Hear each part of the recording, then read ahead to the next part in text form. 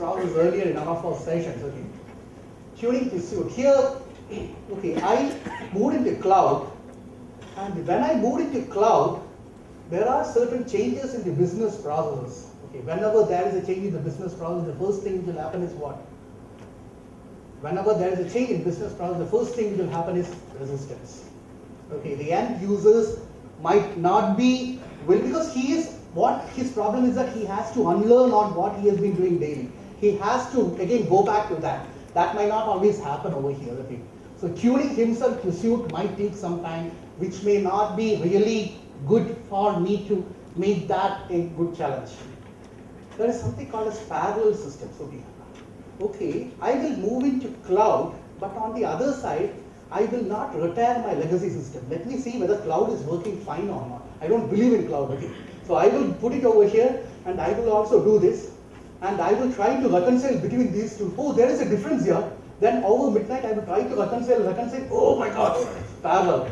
Note the parallel chaos. That's what I'm using the word chaos here, because whenever we have seen in our banking implementation things, whenever there is parallels running over there, we always find that the users are really fatigued because they don't know how to reconcile between these two systems over there. Okay.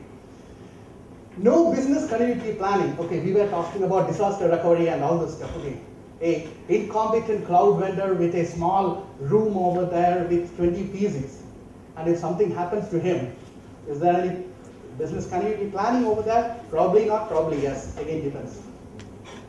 At the end, we all did everything well, but at the end there is an earthquake happened and it all failed. Okay. The force majeure clause. Man proposed and God disposed. So these are some of those particular stumbling blocks by which we can have it. Now, I'm not giving you a panacea for it. There is some kind of a way where you plan it and get the things ready. Okay. So the first one is the set up your enterprise governance well. If you do not know within your enterprise, I'm talking about from the client side, I'm not talking about the cloud vendors. The client side need to have a really defined, well-defined enterprise governance setup. That is who is responsible for what. See, if there is a good thing happen, everybody will say that, hey, I did it. But if something goes wrong, I didn't do it. Yeah? Like, okay, that guy, this guy, okay. I already told you on that day, right? That has happened. But at that day, he never would have really come up. Enterprise governance. Now, there should be some kind of a risk management framework. It doesn't mean that we are from risk management, we are talking about it.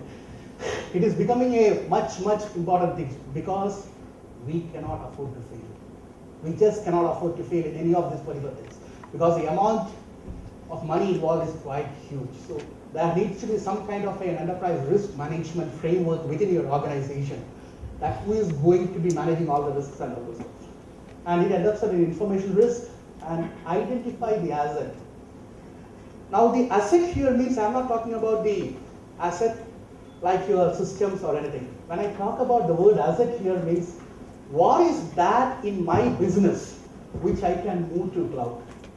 Do I have to move everything to the cloud? Probably not.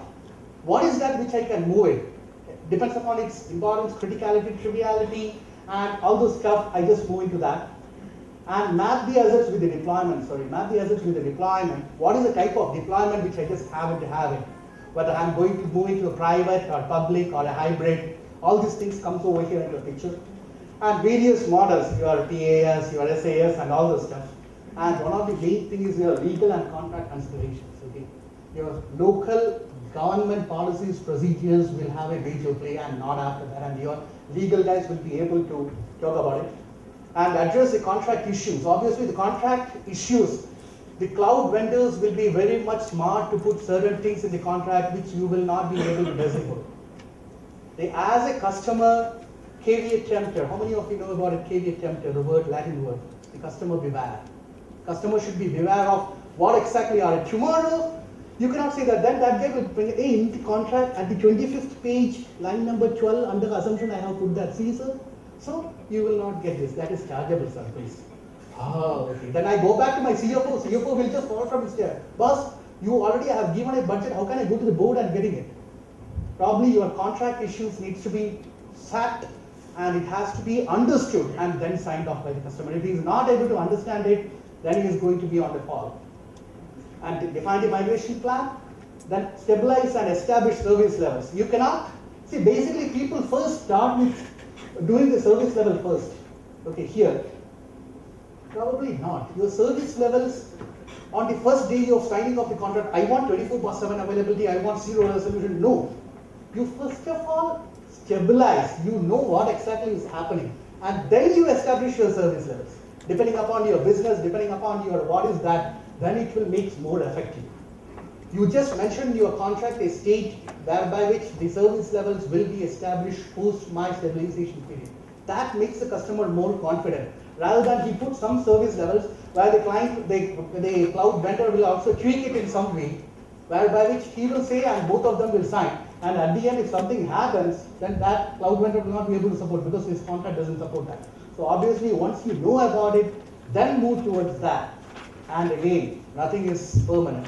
You have to reassess and iterate whether it's really worthwhile moving to the cloud, yes, no, or mediocre, but then you just have to go ahead. Yes, we talked about it. Whatever we are just going to have. I'm just in the line to Ara, the real-time scenario where we are just going to talk about.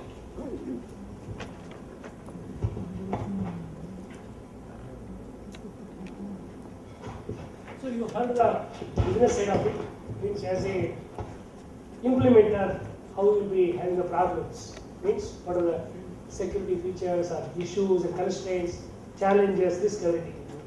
I'm just taking an example from Amazon, because there is a referenceability here, means we don't just take and speak. How can we do a clear one? Let us say, do you want to take there are three types of migrations. It could be a batch processing application migration. It could be a complete legacy application migration. Those kind of things are there. So if you see, these are the popular migrations which are there. It could be web application, like marketing or collaborative websites which you can migrate. Digital asset management solution, DAM they call it as. I think many of you heard of DAM. Back-end processing pipelines, it could be claim processing or card processing or loan processing kind of things. So we can take one of the example and let us see how do we can do it. So there are 6 steps in, let us say, Amazon cloud migration. There could be 7 steps in somebody else. There could be 5 steps. Ultimately, first we need to understand where we are. Okay? Means let us take an example, like we are doing credit card processing in one of the bank. We are having millions of data to be processed, and we have to make payment to all the associates who are actually, like it could be there wherever you are actually selling the cards, merchants we call it as. So for all of them, the payment has to go at the end of the day. So first we understand what is an application which needs to be migrated. We will find out what are the gaps. Today I am doing in this way. If I move to migration, if I move to cloud, what are those controls which I am going to lose? Like as Jairaj was mentioning, loss of control. I used to do all these things in my own database center. Okay, now I am going to move to there. So what are the controls I am losing? What are the checks and balances which I need to implement when I get the data from the cloud? So what are the checks and balances I am going to do?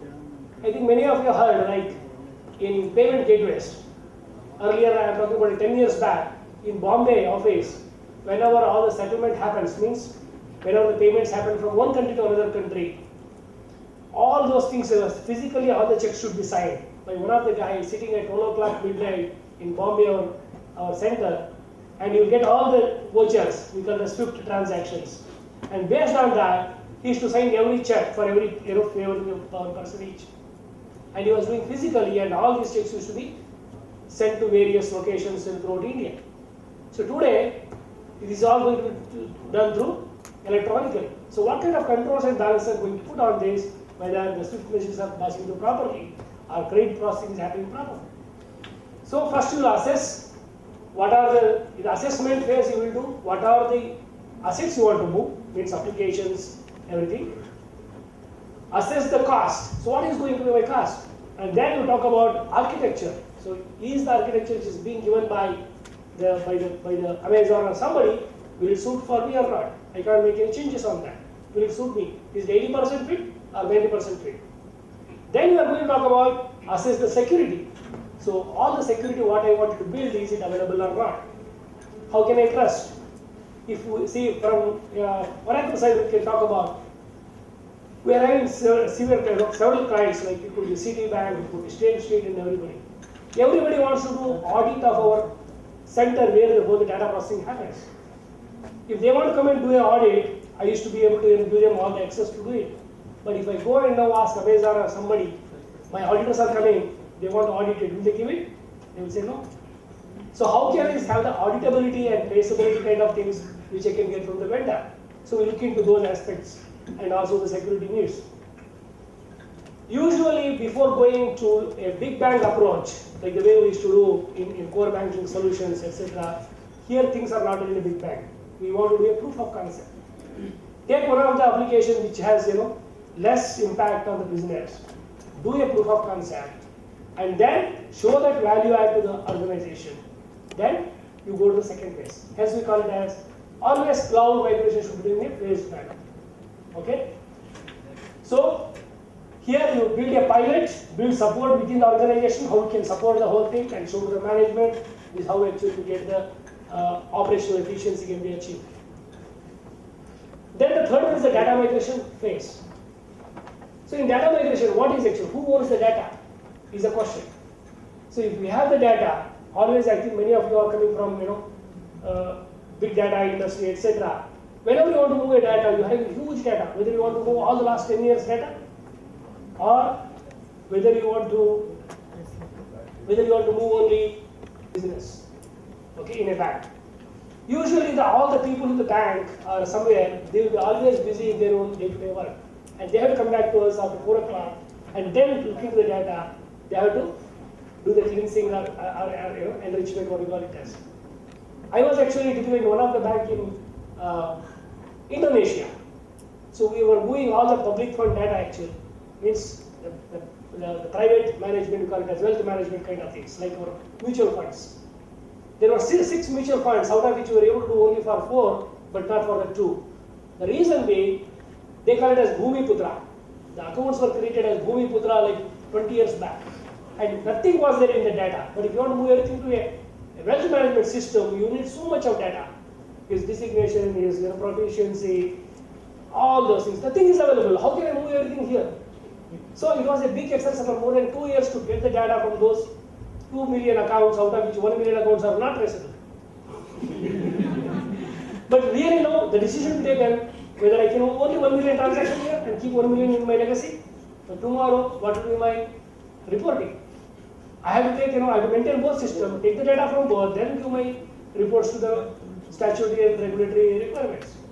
So you assess what are the data migration phases. So leverage different storage options from an infrastructure angle, and you have to think from migration angle, that which we are discussing. Okay? Application migration phase. This is a very critical and what I call it as a very difficult phase, where actually the programmers, the people, the support function guys, everybody will be working like 24/7, and they think I can do it in 3 weeks as per the migration plan, because they want to do it in everything to show in 3 months schedule. But the problem is here, initial of 3 months, it will go for years together. Okay? We know that because some new thing will come up. I was in Africa actually discussing with another client why they really didn't go for the complete migration on cloud. And at that time they were talking about, see, we want to do everything, but the network latency is an issue in Africa. Means network service provider will never give you assurance what is your uptime. As per contract, it is 99.7. But what you are getting is less than 80%. You can't sue the system integrator who is agreed with them. The reason being, whole Africa itself is like that. What is it? You can't change from 1 to 1. Hence, it went through a phased manner. So 1 year project has become 3 years back. Okay? So first you should identify in migration phase what are those pitfalls which we discussed about, which will come up. And hence we call it as a risk management plays a very vital role. Means identify the risk in migration time and what kind of contingency I can build and how can I really overcome those things through workarounds or some other thing. Then we'll talk about leverage the cloud phase. Means you have really done the migration, you have just gone there, but everything will not work. The day one, nothing will work actually. And you want all the reports by 12 o'clock. You thought, instead of getting my report at 4 o'clock in the midnight, it will not be, it will be next day only. Hence, what you will do, you never move online, OLTP we call it as online transaction processing. Means like you do a ATM, as soon as you debit, what you get? You get immediate message saying that your account has been debited by 5,000 rupees, you have taken cash in so and so ATM. It is only a message. Actually, it does not really hit your account. It has got to a carved balance in one of the transaction time. But the whole data processing happens in the night. The whole headache and all the problems will come in batch processing in the night. For us. Okay? So what we will do now? People think everything will work, but it will not work. At that time, you are going to find out, so okay, all these things, issues and risks I planned, but everything is actually, the new set of risks comes into picture. So you will start, fine tuning. It could be a performance issue, it could be a load balancing issue, all those things actually. Earlier, who used to do? Everything was done by my own ITT. Now, I have to call a toll-free number. Yeah, he will say, please raise a one ticket. The guy will say, first raise a ticket. Can you take a screenshot, attach it, and upload it? Okay, all this. Then after uploads, the escalation starts. 1 hour, nothing works. 2 hours, nothing works. Escalation.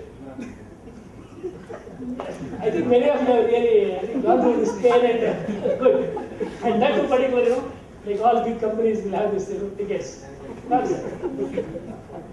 So we need to see that how really this ticketing will help us, or we still keep some internal IT team which can help you to analyze those problems. Is it again, I will be having, let us say, 300 tickets will come on that particular day, or 500 tickets. So somebody is to analyze those tickets and say, some are actually, 60% of it could be understanding problem. Means our own guys understanding problem.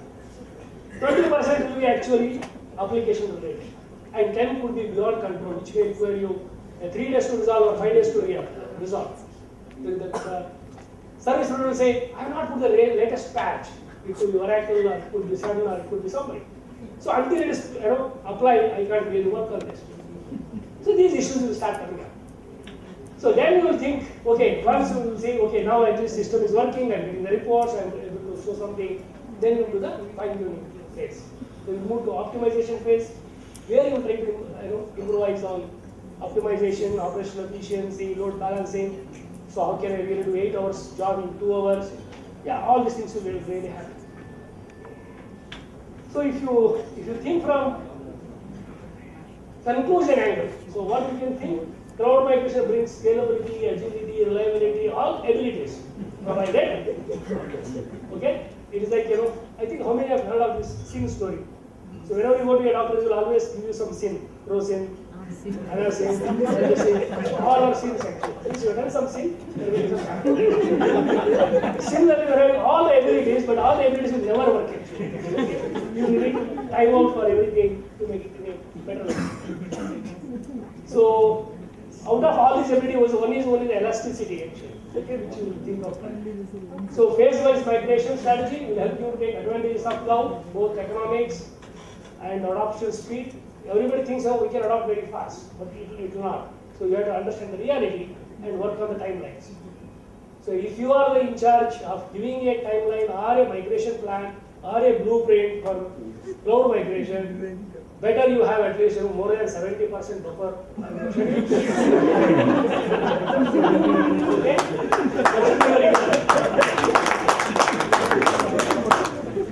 And step-by-step migration plan will help for seamless migration to cloud. I need to say step by step. Don't talk about big, like you're constructing a big house, correct? You should have it activity-wise, resource requirement, everything in that. Build that plan and check that plan with some of the experts. I was very amazed when I was actually went for one of the audit in US. I was asking one of the guy, the CIO. He said, how the things happening. He said, we thought already 2 banks have moved on cloud and we thought also it would work fantastically well, but it is not. When I spoke to another bank and they said these are the problems. Means before you talk about the problems, you be understood that customers, his network is more, powerful. Yesterday, for example, if some of the ATM or some of the system was down in one of the bank, before it comes to you as a service provider, it is already known to all your 10 competitors. That is the way it goes actually. Okay? So POCs will help to see value add and convince the management to invest and move forward, because I always say business is a enabler, means you want to do business. Technology is an enabler, business is a driver, we call it as. So it helps you to move that, but always we look from cost benefit perspective, and also there's a feasibility, means we should look from a feasibility. Can I do this in this time frame? So choose those projects which are not like CO or